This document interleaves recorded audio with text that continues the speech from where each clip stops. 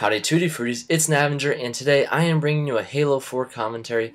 The background gameplay is Ricochet. I decided to go in and play the new playlist just to see what it was like. I heard a lot of good things about it. It looked actually to be quite a lot of fun, and it turns out it was. It was very much fun to play. That wasn't even close to proper English. Very much fun. Whatever. It was very fun to play, and I enjoyed myself playing this. I actually played 2 games. This is the very first one, the one that you're watching. The very first game I've ever played in Ricochet. We lose because a lot of things just added up that weren't in our favor. But that's not the point. The point is I'm going to be talking about the Ricochet playlist and my thoughts on it. And then I'm going to kind of segue, if there's time, into, how it could stand in the competitive play and things like that. So, starting off, I thought it was very fun to play. I enjoyed myself. I did not play with a team, which is the first problem that I encountered. I noticed that as I was playing, the players that were on my team didn't exactly have a very good understanding of the game itself and how to play, etc. And a lot of people might be in that same boat because it is a fairly new playlist, right? So a lot of people might not understand that, maybe you, in this instance, you should try and run it in as opposed to getting underneath their base and just kind of throwing it up and hoping that it goes in, something like that. Whereas, if someone knew how to play this game properly and they knew where to be at what times, it would be a lot different. So that was the first thing, and I noticed that teamwork overall was just very big in this, right? Because a lot of my teammates, none of us were talking. I didn't have my mic in person, I just didn't feel like it. And then none of the other guys on my team did either. And so we didn't have very good call-outs as to where the enemy players were. Obviously, if an enemy player picked up a ball, we could see exactly where they were because they had that little indicator over their head. And so that led to a lot of enemy players getting into our base, flooding us out, killing us, making us spawn way far away from our base, and then they had pretty much an easy cakewalk into our base, and they dunked it, I think, 3 times, perhaps? Actually, they might have dunked it all 4 times. I'm not quite sure. So, and for those of you that don't know, you score points by getting the ball into your enemy's little area. It's marked off in a big red or blue square. And you can get 50 points for dunking it, which is having the ball in your hand and just walking in. Or you can get 20 points for throwing it in. Now, I'm not sure if you get more points from throwing it from a farther distance, or if you throw it from anywhere, you get 20 points standard. So maybe you guys know that, and I don't, whatever. But that's essentially how you play the game, and you want to get to 200 points. So if you score 5 dunks, boom, there's your 200 points right there. If you score 3 dunks and then 3 throws, there you go. So it fluctuates really, but that's the basic gist of how to play this game. And so, like I said, the teamwork was a big thing.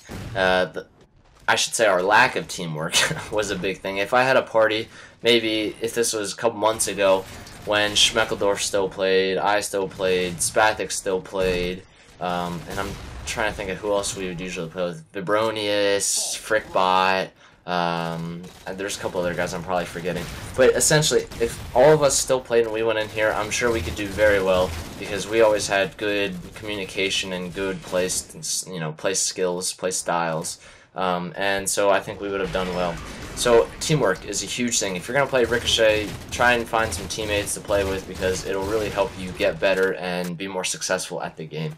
The next thing that I wanted to talk about was just where to be positioned on this map, because this is Haven, and I saw another guy that I'm subscribed to, Iceman, I believe. I can't think of his username or his YouTube name off the top of my head, but he goes by the name of Iceman, I believe, and he was talking about the power positions on this map. And ironically, I watched that video as I was waiting for this game to load, and we got into Haven, so it kind of fit really well. So props to you, Iceman. But there are a lot of power positions on this map. Now, for this map, there are a lot of routes you can take to get the ball. So you want to be able to see most of the map from where you're standing. If there's an area that you can't see and that none of your teammates have eyes on, they have an easy walkthrough right into your base. And so that's a big thing. You want to be able to have the areas blocked off that you need to. And then that also goes into accordance with the power weapons. There's a sniper, there's a sword, there's a concussion rifle. Your standard Haven power weapons are on this map. So if you have the sniper rifle, right, and you're standing on your team's bridge, and you can see down into bottom closed area, and they're running the ball there, you can easily get a nice little pick going on right there because they won't be able to get you from there, and you can easily get them. And if they do happen to get some shots on you, you can just back off and wait for a teammate. That's that. Power position is very important. If you're going to go into here, make sure you have the power position set up, and make sure you can get those power weapons. Now, the last thing I wanted to talk about was how this might, transfer into the competitive playstyle. And I've seen some talk on Twitter. Again, I don't really follow Halo 4 competitively that much anymore, as much as I used to. But I've seen a lot of different opinions on whether or not this could work in competitive. And I think, personally, I'm not a competitive person in Halo 4 anymore. So maybe my opinion would be skewed a little bit. However, I believe it could work out fairly well. Because you think about it, it would require this unbelievable amount of teamwork to get the ball where you want. And it would kind of be like Assault that was back in Halo 3, I believe, in Halo Reach, where you wanted to get the bomb into the enemy's base, plant the bomb, and then defend it while it was about to explode, and then that's how you got your caps. It would kind of be like that, except you don't have to wait for the bomb to explode and all that other stuff. You just have to run it in. And so, in that way, I believe that it could really work out well, the teamwork aspect. I think it would be a lot of fun to watch two pro teams go at it in this playlist. I think it would just work out really well, because it could also be played on a lot of the competitive maps. It could be played on Dispatch, Haven, maybe it could work on Abandoned or a Drift. I'm not sure. Maybe a Drift would be a stretch. But, it could work. So I think in that way, it would be nice to see. Now, on the other hand, I have seen a lot of people saying they would not want to play this, and they would be completely 100% dead set against playing this in competitive. And I could understand why, because it's really, really different from anything else they've played so far in Halo 4. And the Halo 4 competitive has been out for quite a while now. It's in the V5 settings, I believe, or it's going to be soon, where, they're in the 5th version of the competitive settings for, Halo 4. And so they've got accustomed to different playlists and Slayer and Flag and Extraction and these kind of things they've just gotten used to, and they don't really want to have to change their play style and factor in this other thing to get this new playlist into competitive, which I understand.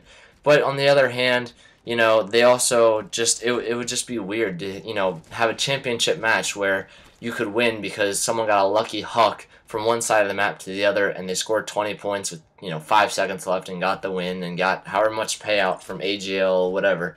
I could see how that would be an issue for a lot of people.